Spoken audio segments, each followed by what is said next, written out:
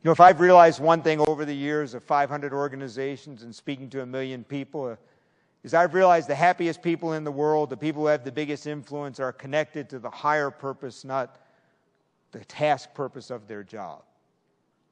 Now, I don't have to tell you what that $4 prescription means or what that affordable eyewear means to someone, so I'm not going to focus on that, because I hope you already know that. I assume you already know that. I want to talk about a different dimension of the higher purpose of your work. I want to talk about how, by the way you treat your customers who come in, you might make a difference in their lives in a way you could never imagine. I'll tell you when I first realized that. I've only worked in a drugstore once in my life, and that was when I was in graduate school at the University of Chicago. And I did not grow up with a golden spoon. I had to work like heck to be able to go to the University of Chicago. And I worked for 30 hours a week, all through graduate school, in a drugstore in one of the poorest neighborhoods in the United States on the south side of Chicago, in a small drugstore that happened to have a post office substation within the drugstore. I was right next to the pharmacy, and I ran this little post office. 30 hours a week I'd come in. And I have to confess to you, the first couple of months of the job, I did not see any higher purpose in that job. I mean, I knew these customers who came into my store had pretty hard lives. It was obvious by their faces. But I really thought of my job as just weighing packages and selling stamps.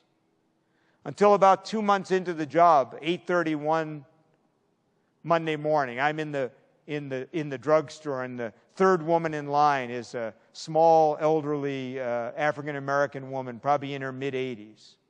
And I remember it was a rainy day because she was wearing one of those brimmed hats, and it was still raining because the raindrops were kind of dripping on her shoulders as she stepped up and asked me for a money order.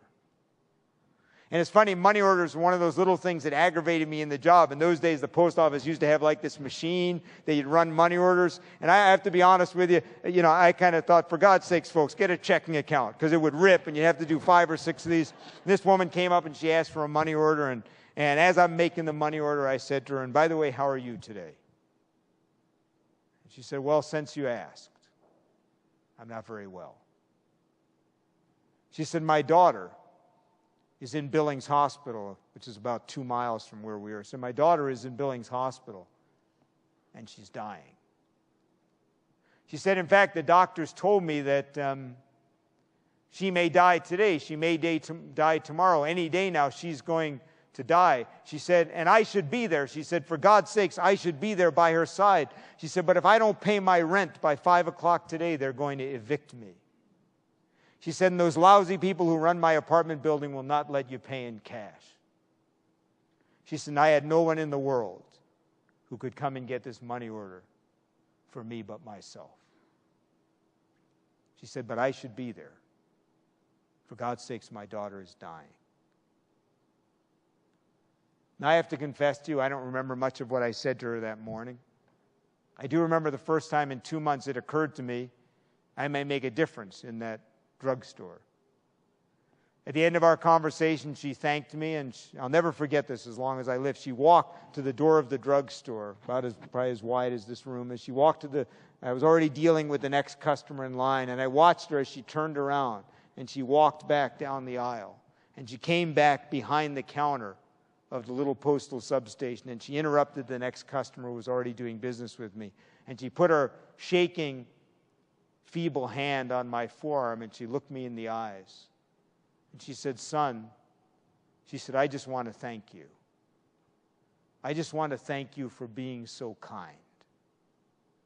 You do know, don't you? You do know, don't you? You made my day.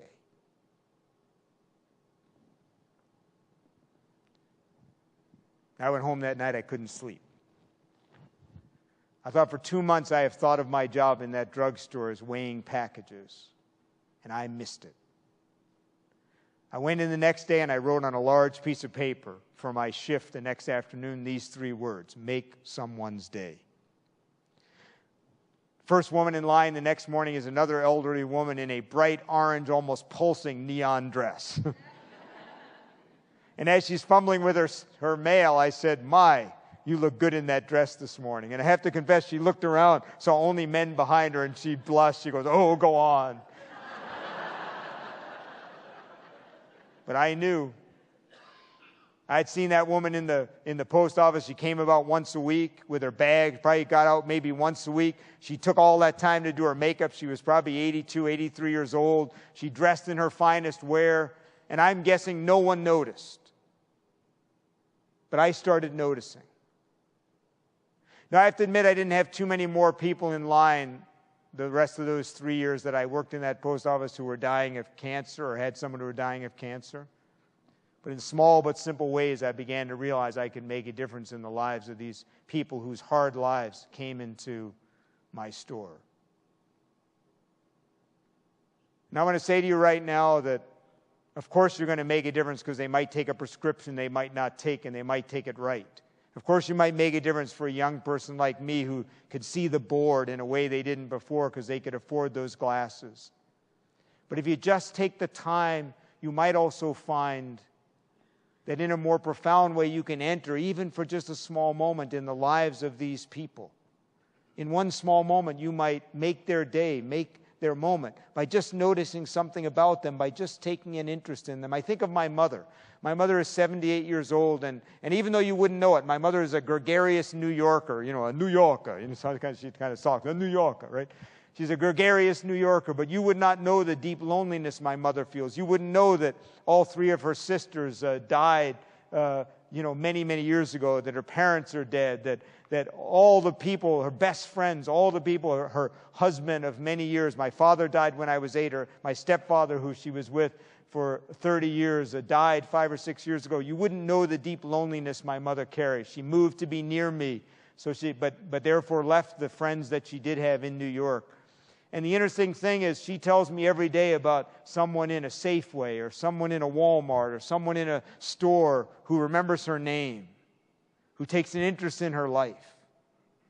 And I'm sure they don't think it's a big deal, but you know what? It's a big deal.